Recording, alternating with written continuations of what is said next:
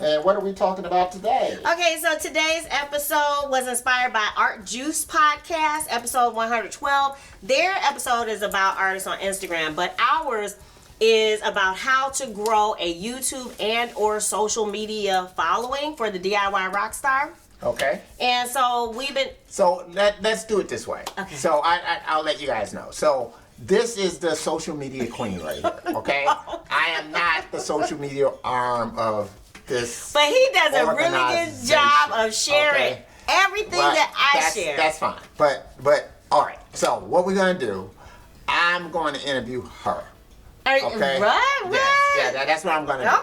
Okay. All right. So from what I understand, you have 7 tips for how do we grow oh my this? goodness, I like that. Right. Okay, so let me just say this: that sometimes we don't I think value where we are as much as we should. Right. Because we started from nothing. Just almost 4 years ago, we started from nothing, 0 subscribers anywhere. Right. And now we're at 27,000 subscribers per month. All right. On 35 different platforms. Okay.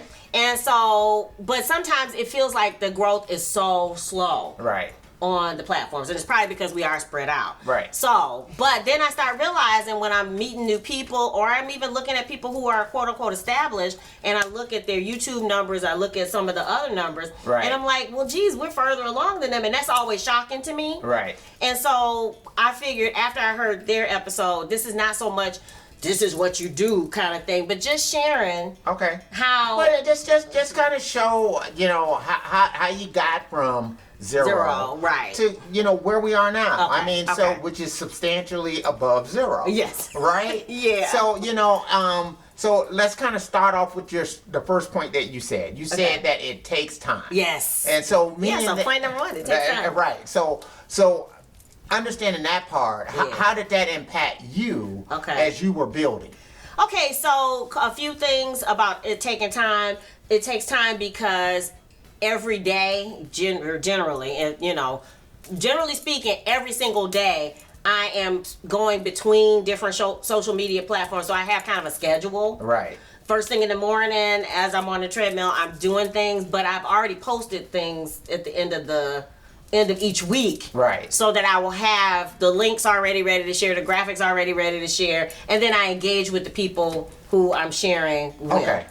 So it takes time in that it has to be scheduled. Yeah. But it also takes time because it's taken, I keep hearing about overnight success. Right. It has taken almost 4 years to get here. Okay. Whereas, you hear people for YouTube having millions of subscribers or 300K or whatever. Yeah. And we just made it to 6,000. Right. But that was a big deal for us because when we started, I think we had like 137. Right. And that was about 4 years ago. And it's just been a hustle and a grind trying to just build up, get people there and, build up videos. And we have over 200 videos now. Yeah. So it's just taking time and effort to get to that. Well, it kind of reminds me, and I think we've probably used this analogy before, like building a garden. It's sort of like, you plant stuff and, after a while, that garden gets big and robust, but, it doesn't get there overnight. No. That you gotta, it takes time to till the ground. It takes time to,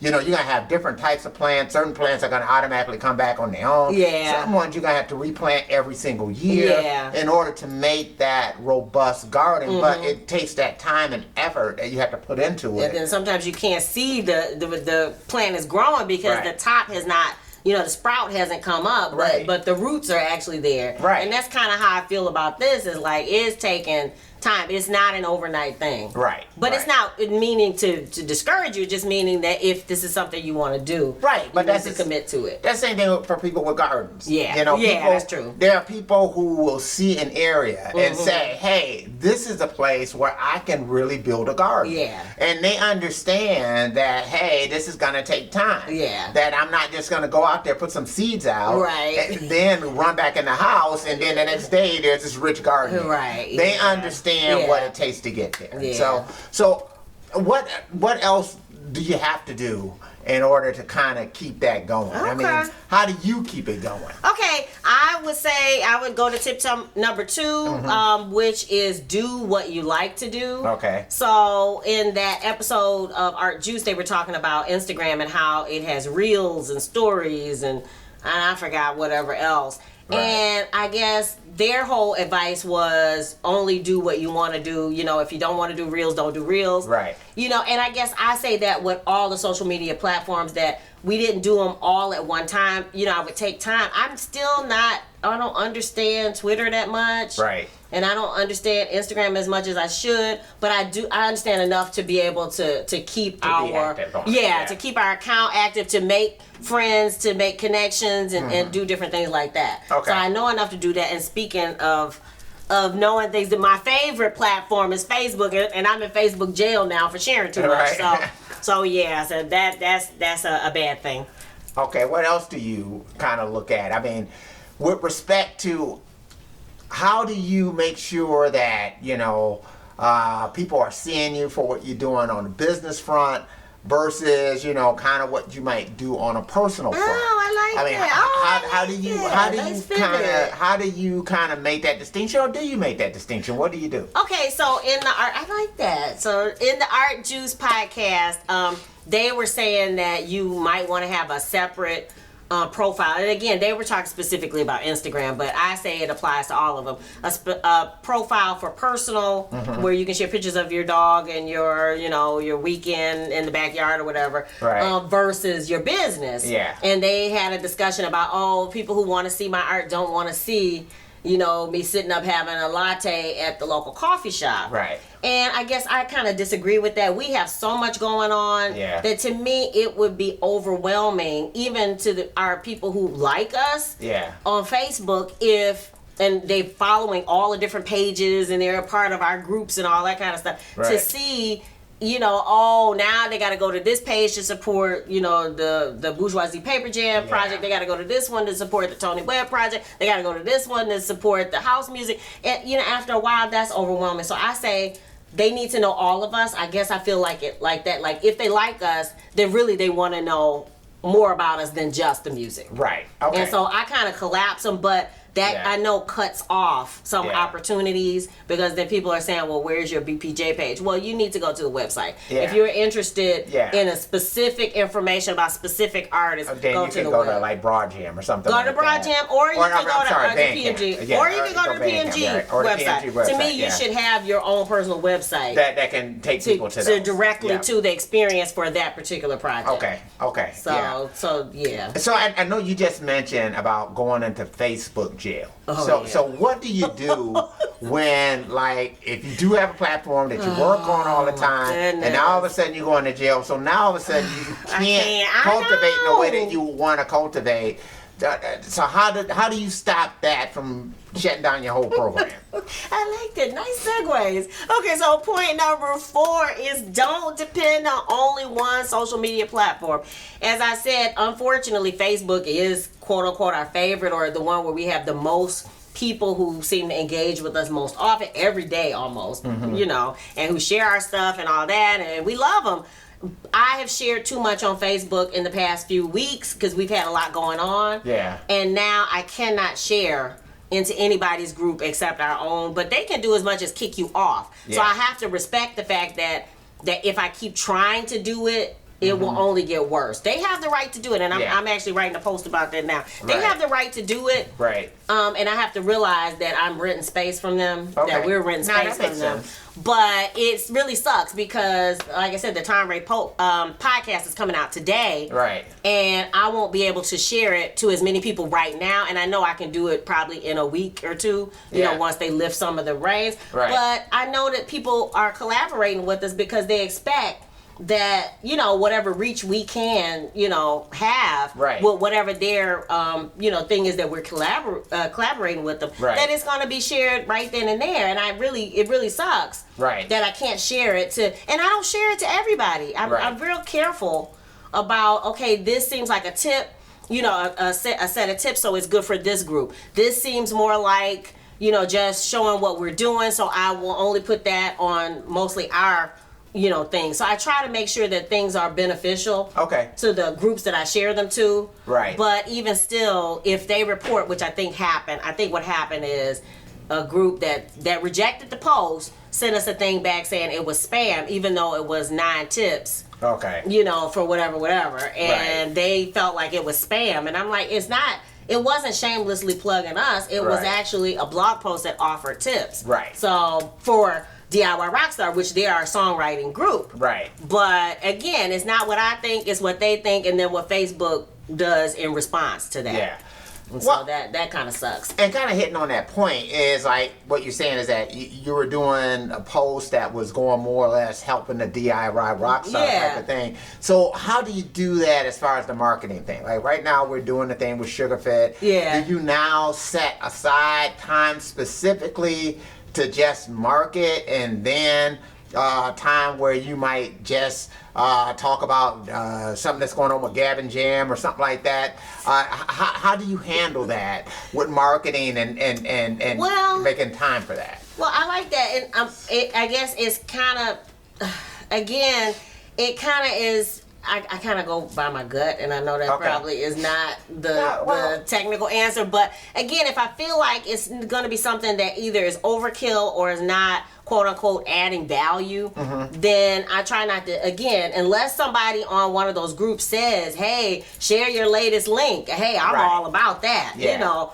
But I don't just go put our promotional stuff. I will actually buy an ad.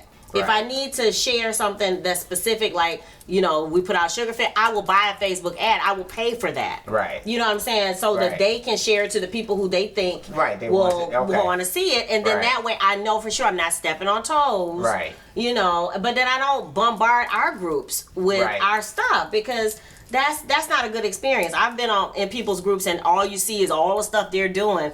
That is not, again, we want to build community. Yeah. And that's not a good experience. That's not fun. Yeah. To just, you know, and then some people don't let you share your stuff onto their group. So all they got is a whole bunch of stuff. But this is what I'm doing. This is what I'm doing. This is what I'm doing. I want to know what other people are doing. So with our Facebook group, I encourage people to come drop links on our page directly. Right. I don't filter them. I do go back through and make sure they're appropriate, as in they're not, you know, sex tape or something like that. Right. But I invite people, come drop your links, because I want to see what you're doing. Right. You know, I think it makes a better experience for anybody in the group if we can share with each other. So kind of speaking to that point, so how do you kind of shape a post where it doesn't feel like it's just a shameless, intrusive type of post? You know, what do you do to make that, you know, to make it where it doesn't come across that way? I like that. All right, so of course the next tip is introduce your post. So again, when I'm sharing with the Facebook groups other than our own, and even to our own, I will share a little bit about, okay, so like even for this one, it will be, for the last episode, it will be DIY Rockstar. We know you love the grind, but here are some ways to prevent burnout. Okay. And then that way, you know, in that post, you're expecting to see tips for how to prevent burnout. So I don't just drop the post there and then just drop a link and you got to click through the link. No. So again, I try to be respectful and I try to do a kind of a preview of what people can expect. And then that way it makes it a little bit more, you kind of sell it, you know. It's kind of like a little preview of what they can expect to see. So they'll know whether it's wasting their time or not. If they don't care about burnout, then they don't need to click on it. They'll have to click on. Yeah, but if that resonates with them, then hopefully they'll take the next. That's the way it is for me. I like it when somebody says, not just, oh, this is my latest song, but I wrote this after being stuck in quarantine for for the last, year, and I picked up a ukulele that I had, whatever their backstory is, that helps pull me into, and I'm like, oh, okay, let me hear what the song is, versus just saying, hey, here's my song, or whether it's a genre, maybe they're saying this is meditation music, and then that kind of lets me know, okay, what to kind of expect, just a little something to pull people in, a little hook. Okay. Yeah. Oh, that works. You like so that? What do you say to people about, let's just say you're out there and you are planting that garden and you're watering it and you're doing all the stuff you need to do, but oh man, I don't know, the rabbits are getting to it, the crows are getting to it, just whatever that stops things from growing, and you feel like, I just don't have a green thumb. I'm just not good at doing this thing. And you're not getting the results. We feel that way all the time. On social media. What is your advice to those people? I like that. Very nice. Nice segue.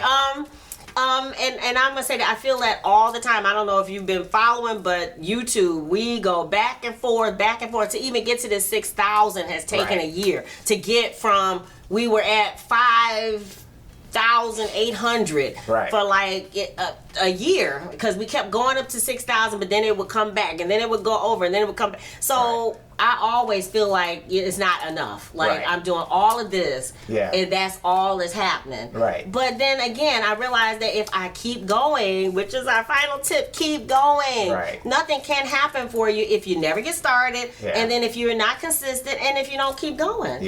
So that's my advice for anything that you're doing, if you want it. And I'm not saying it's the be all end all. Social media following, I guess, doesn't put dollars in our pockets. But I mean, it is kind of important because people want, I guess, I even look at it that way, that I want to work with people who seem like they take it seriously. And one way you can see that people are taking it a little bit more seriously, they're growing their empire and their creativity and being, I guess, just making a name for themselves in the world is by going to see what they've done. If they only have 3 YouTube subscribers, I mean, that's great if they started, 3 days ago, because it's probably their mom, their sister, and their brother. But I expect to see some type of growth. So that, again, and it's always surprising when people don't seem to be growing, especially because I know that just with doing what we're doing, ours is growing. So it always makes me look sideways at the people who are established, and then for the people who are coming along, I'm always like, okay, well, we can grow this. Like, I'm expecting to see, and I will be your first subscriber. If you are a person and you want your YouTube channel to thrive, let us know. If you want followers on any platform, let us know, and we'll come check you out. As long as, again, it's not X-rated, as long as it's not, shooting people.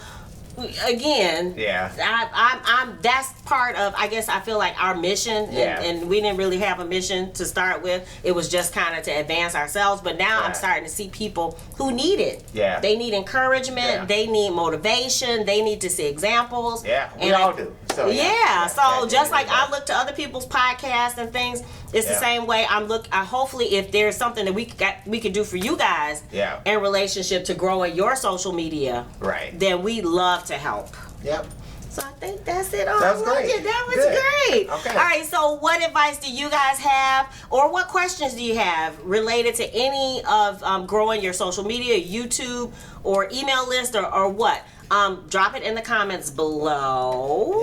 And again, we are still Sugarfish. It is available anywhere where you stream music, Apple Music, Spotify, Amazon, Tidal, wherever that you might stream music. Deezer, So, and then also you can check us out. We're on Bandcamp. We're at CD Baby. CD Baby, that's and right. if you want a CD, you can also come to us. Yeah. So and then also on Patreon, because we also looking with respect to do the vinyl. to do the vinyl. So don't forget that part of it too. Yeah. Okay. All right, and we're also gonna start adding some more things to Patreon so you can see some more behind the scenes, because there are some people who are interested in that. And again, so if you dig the vibe and you want to be a part of the tribe, be sure to subscribe. Be sure to subscribe. We're wishing you love, peace, and chicken grease.